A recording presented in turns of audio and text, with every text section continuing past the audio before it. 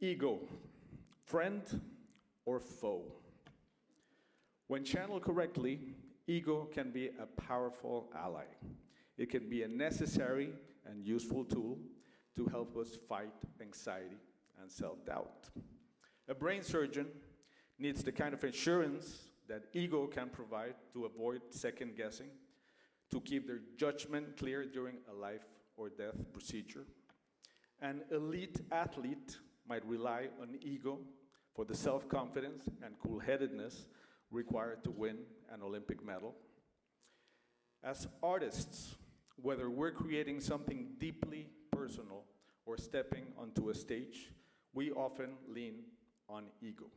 Not in the selfish sense, but as a necessary inner belief. Ego can give us the courage to put ourselves out into the world, even knowing that rejection is an inevitable part of this beautiful but vulnerable life we have chosen.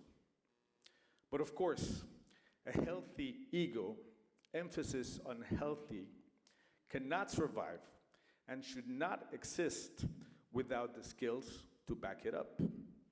Without that foundation, ego quickly becomes a burden, an enemy of progress, learning, and improvement. Now, allow me to tell you a little story about ego.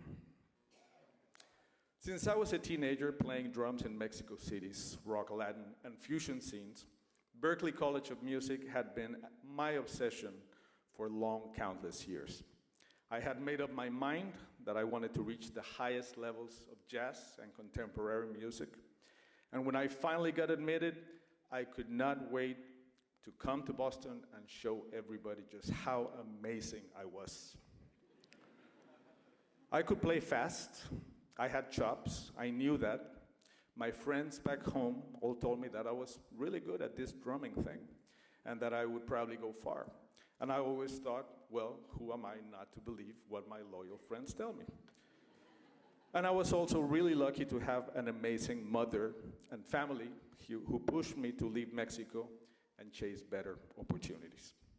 So, armed with energy and confidence, I arrived at Logan Airport from Mexico City on a cold but sunny morning, January of 1993.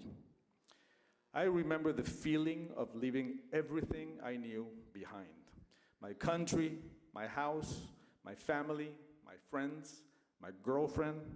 It all felt so surreal, but the thought of being in a place where everybody wanted to make music was too exciting to think about anything else. I brought with me a suitcase full of clothes, a couple of cymbal cases, another bag overflowing with high hopes, and a huge, heavy backpack stuffed with ego and a very high opinion of myself. But now, I was finally here, and I could not wait to show everybody just how amazing I was. So, first semester, I already missed my family, and even though the harsh January cold constantly seeped into my warm-tempered Mexican bones, reminding me just how far I was from home, I still felt like I was walking on clouds.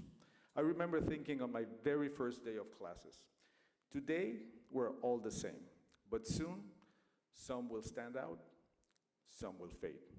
And I was determined I was going to stand out. On my first week, I bought a huge second-hand Yamaha Power V Special entry-level drum set that I bought at the now-defunct Daddy Junkie Music right across campus. It was all I could afford, but it had everything I needed.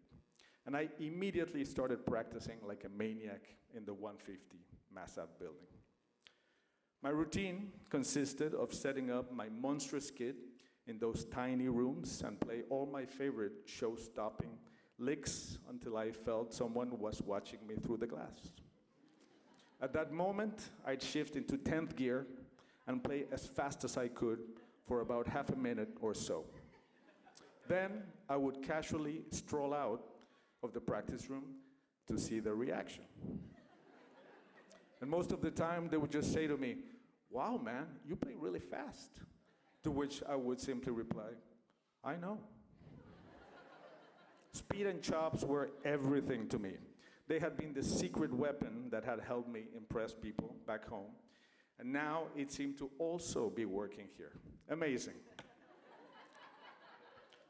One day, stick bag in hand, I was roaming the hallways of the 150 building, peeking into ensemble rooms trying to gauge who my competition would be for the semester, when suddenly I heard a deep voice.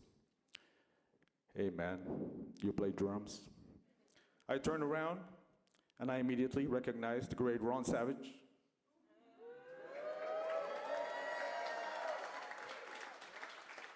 Because he was one of the teachers I really wanted to study with.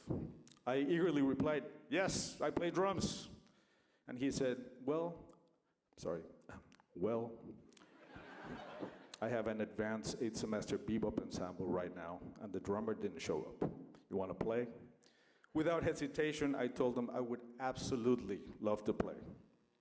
He told me to go grab my drums, and these were the days where you had to bring your kit to every class. That was brutal. Anyway, I ran to my locker, and as I started pulling my massive kit out of its cage, my mind was spinning with all the implications of this magical opportunity. I would probably be automatically transferred to 8th semester once Ron heard my talents on the kit.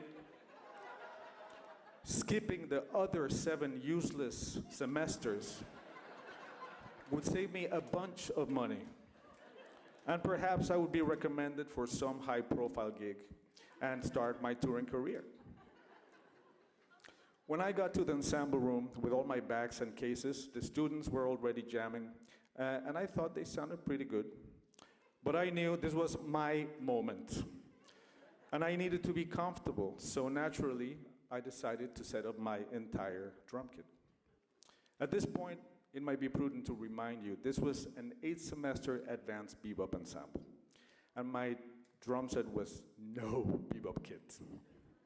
It had a 22-inch bass drum with no front head, 10, 12, 14 power toms with clear heads, and an impressive array of very shiny cymbals, including a double hi-hat and even, always, my faithful double bass drum pedal.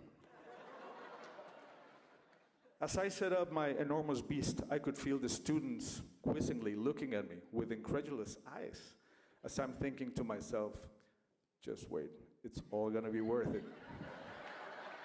Patience. When I finally placed the last wing nut on my 7th cymbal stand, Ron handed me a lead sheet, and it read, "Pent Up House" by somebody named Sonny Rollins. It also read "Fast Swing," fast being pretty much the only word that my overexcited brain registered at that moment. So Ron starts snapping his fingers to give us the tempo. History is about to be made. And where I came from, this was always 1 and 3. And all of a sudden, Ron goes, 1, 2, 1, 2, 3, 4.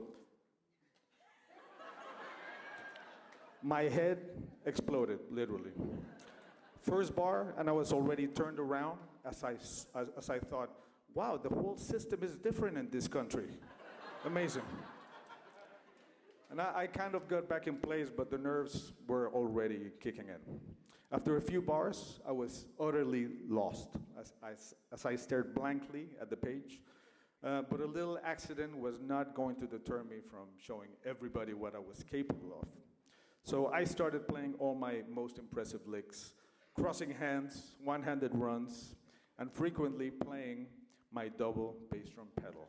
Don't ask me why. I could feel the students watching me, and in my mind I thought, they're impressed, of course. Then, out of the corner of my eye, I saw Ron intensely staring at me with deep eyes. He's also clearly impressed.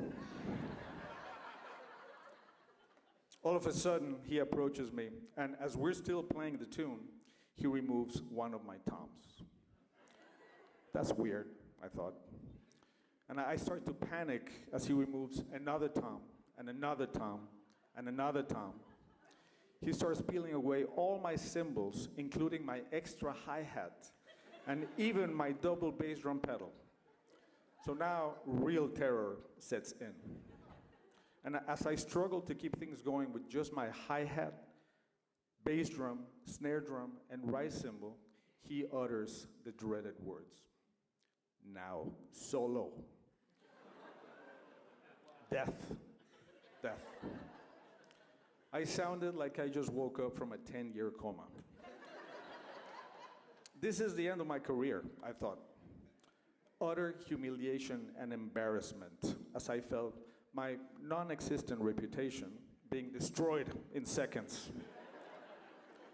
And I could see the satisfied expressions of the students as the imposter was being exposed in real time. Ego and self-confidence had brought me to Berklee, and ego and self-confidence had just put me in my place.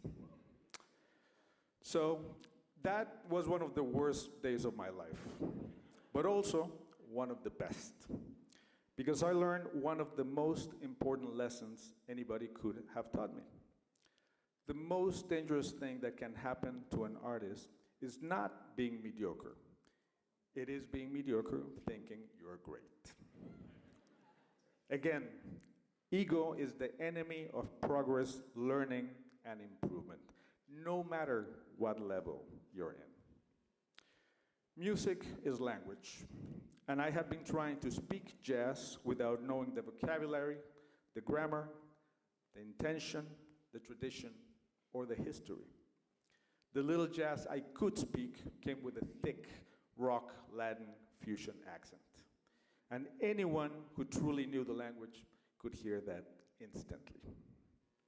As an immigrant arriving in a country that felt so foreign, while trying to learn a new musical language that wasn't mine, was one of the hardest things I had ever faced. I often felt extremely behind, surrounded by musicians who had been immersed in jazz for years. There were moments when I felt so much loneliness and self-doubt, but I knew I had to let go of my ego in order to start moving forward, even though the process seemed extremely challenging. As you continue on this amazing and crazy journey, you will need to learn how to deal and negotiate with your ego. You'll have moments in your careers when you feel on top of the world.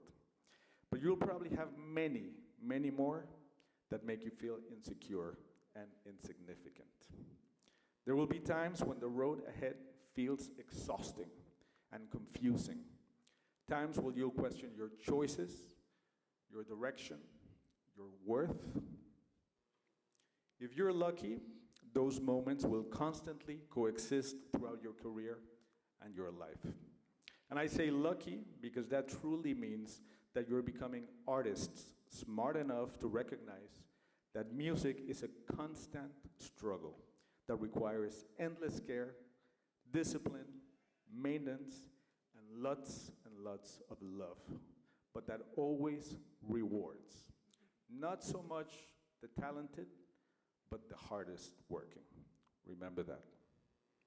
Now, a little story about attitude.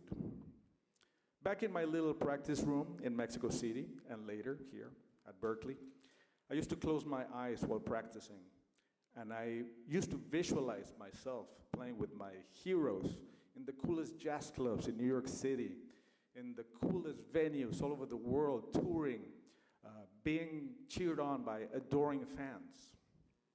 Then I'd open my eyes, and I'd be playing La Macarena at a wedding in Waltham, Massachusetts. Nothing against Waltham, okay? But it all felt beneath me, so beneath me. I was destined for greatness, not to be a top 40 wedding musician. Utter waste of time, that's what I thought.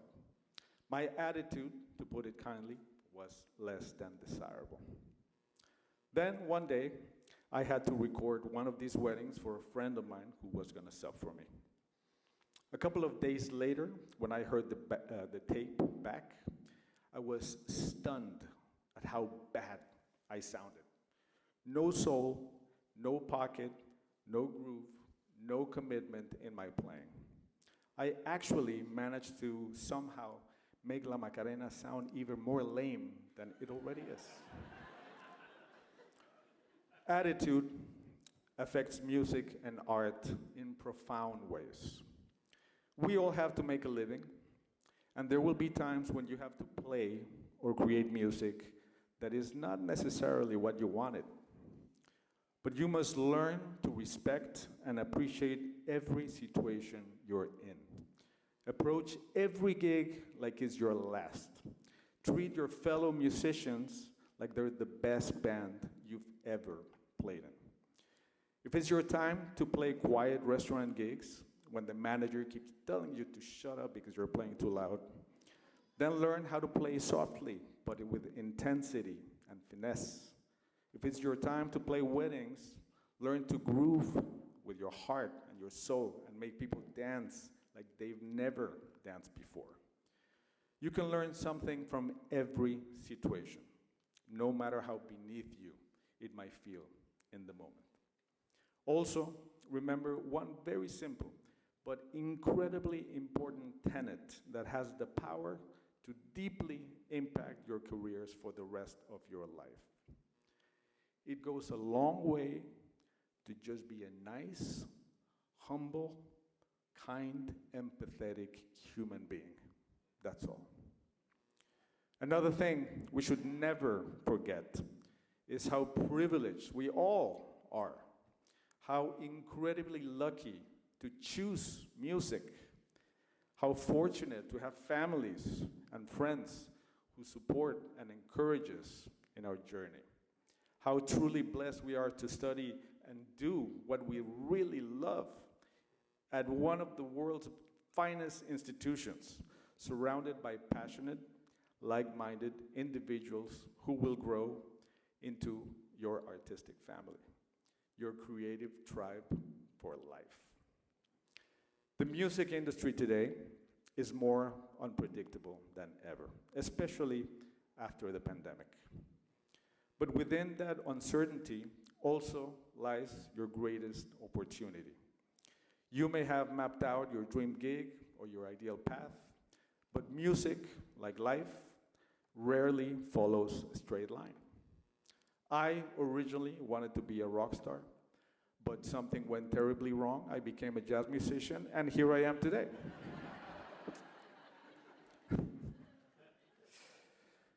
The true measure of your artistry will be your ability to adapt, to evolve, to reinvent yourselves, and obviously to improvise as time goes on.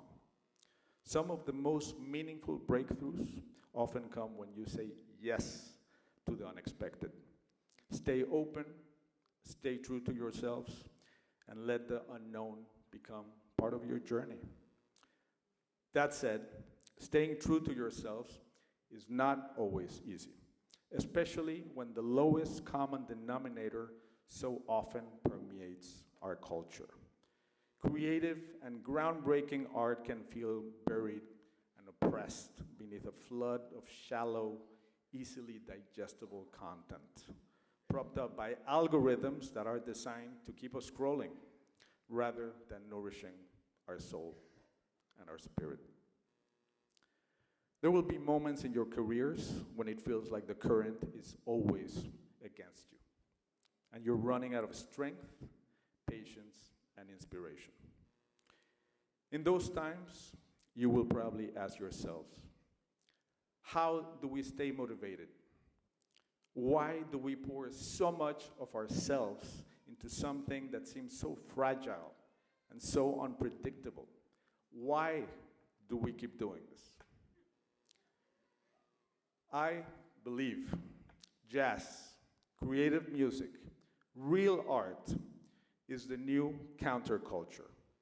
We are the counterculture. We are the resistance. We are arts radicals. We do what we do because we need to create at the highest level possible. We need to try new things, invent, break rules. We have a much bigger job than just making good music. We need to use our art to push back against injustice, against racism, homophobia, transphobia, misogyny, ignorance, mediocrity, corruption, bigotry, and xenophobia.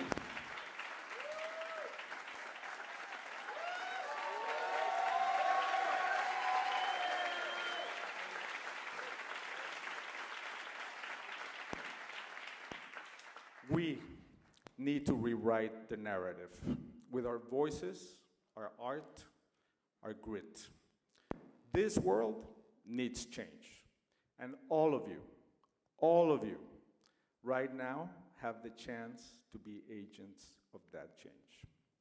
And I, for one, cannot wait to see what you all do out there with your skills, your passion, your hard work, and your heart. Best luck to each and every one of you. Gracias. Thank you so much.